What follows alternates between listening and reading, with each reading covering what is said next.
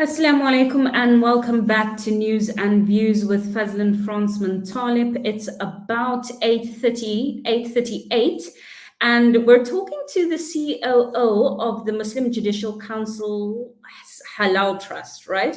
That is Moulana Zakariyah Philander. And we're talking about Clover and the fact that it will no longer be certified as halal. Assalamu alaikum, Moulana, and welcome to Salam Media. Wa alaikum salam wa rahmatullahi wa barakatuh. Thank you for having me, Fazna. Moulana, so this is quite an interesting development. I think a lot of people, knew perhaps that there was a decision taken with regards to the non-certification of Clover products, but I think because of its rollout, people didn't really sort of grasp that this is actually happening. Why do you think that it was important for the Muslim Judicial Council Halal Trust to come to the public fore right now to reaffirm a decision that was taken a few months ago? Okay, assalamu alaikum to yourself and your listeners once again. Alhamdulillah, wassalatu ala rasulillah. The decision that was taken last year was actually a policy decision. And the policy decision was that the MJCHT Halal Trust would not be certifying goods emanating from Israel or the occupied territories, nor would it be certifying goods that is owned by Israeli companies, whether they are based in Israel or they have branches abroad or their subsidiaries. So that was the broad policy decision that was taken, Fazla. And that was the decision that was taken last year. Obviously, only after that decision was taken could we then go to our client list to see if this would apply to anyone in that we are servicing currently. We know in future we wouldn't onboard anyone, but it did apply to anyone that is currently on our certification, and it applied obviously to Clover.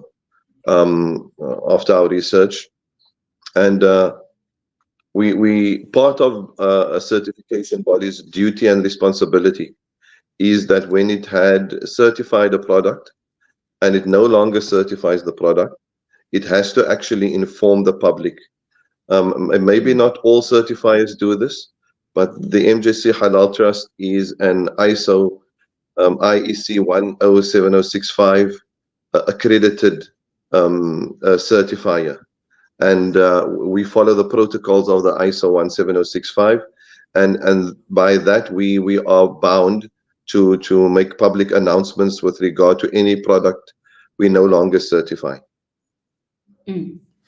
Moulana, I want us to perhaps unpack the concept of halal certification. So, and to clarify, the fact that the MJCHT Halal Trust is not certifying the products is based not on the fact that the things are not necessarily not halal, but it's based on a policy decision. And because I think that sometimes people get kind of confused about that aspect, about, for example, because I've heard this where people say, no, it's haram to drink something or eat something from Clover, even though technically the rollout plan for this halal certification of Clover, as you know, is going to take some time for implementation. But there is a difference between something being halal in the context of it meets all the standard, and vis-a-vis the MJCHT Halal Trust taking a decision based on a policy basis.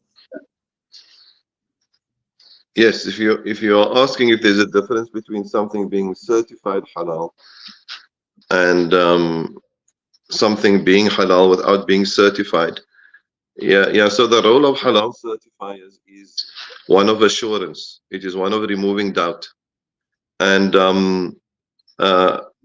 production facilities or producers of products and goods, they understand that we live in a time where ingredients are very complicated, where there's all types of ingredients going into goods, and consumers are not sure about what they are consuming. It's not as simple as it was in the past. And this is where certification bodies come in. They provide that assurance to something very simple sometimes, but they still provide that assurance that in fact these ingredients have been checked. There has been a rigorous checking. There has been inspection of plants and so on and so forth, and that gives the consumer then obviously the assurance that they are consuming halal without any doubt. But this particular decision was taken based on a policy directive of divesting rather than that criteria, right? Yes, if you are asking me why Clover, it is purely based on the policy, as I've outlined initially. Okay.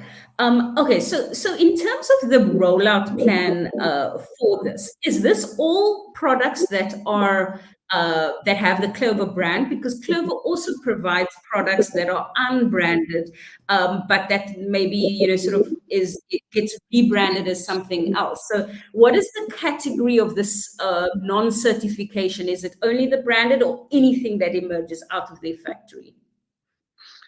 Yeah, so when any company certifies with a certifier, it is the company that certifies. It's not only individual products that get certified.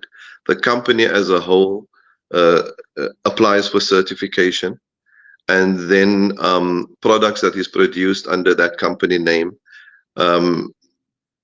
is allowed then to use the logo based on the certification criteria.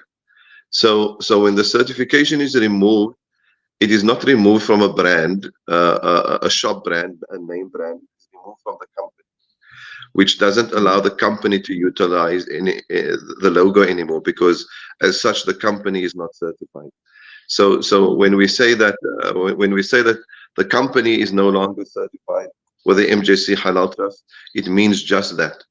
Yeah, we don't actually have to go to each individual product and then say this one is no longer certified, that one is no longer certified. It applies to the company as a whole. Mm-hmm. So what is the time frame that we're looking at in terms of when the new sort of certification or non-certification will hit the shelves? Obviously, there's a stock challenge and with regards to all of those things. So what is the time frame we're looking at? Yeah, we're looking at up until August, inshallah.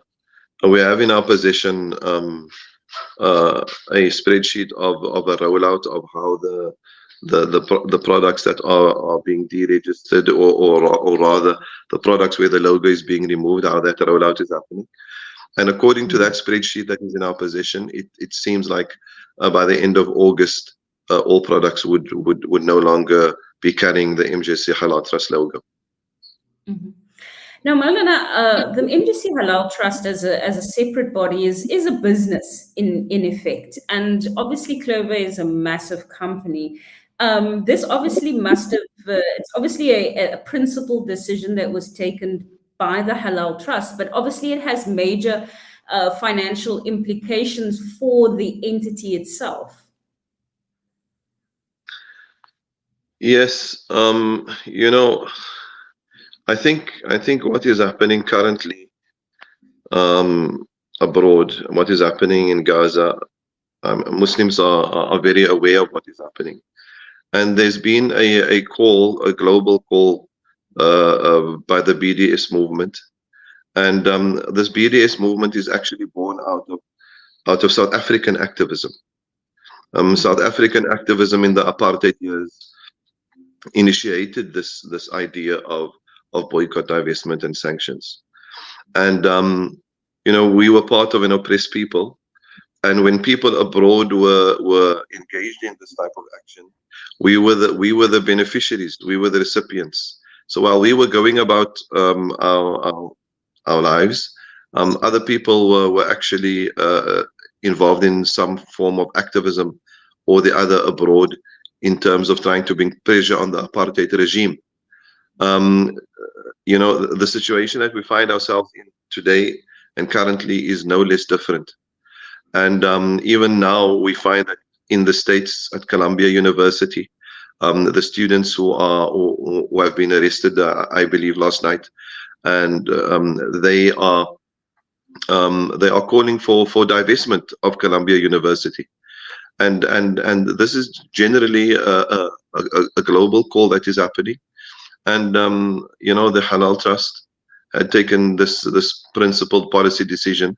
Obviously, our mother body, the MJC, is on the forefront of this pro-Palestine towards freedom movement. So we are organ of the Muslim Judicial Council, and as such we reflect their values and what they are standing for. Shukran so much, Moulana Zakariyah.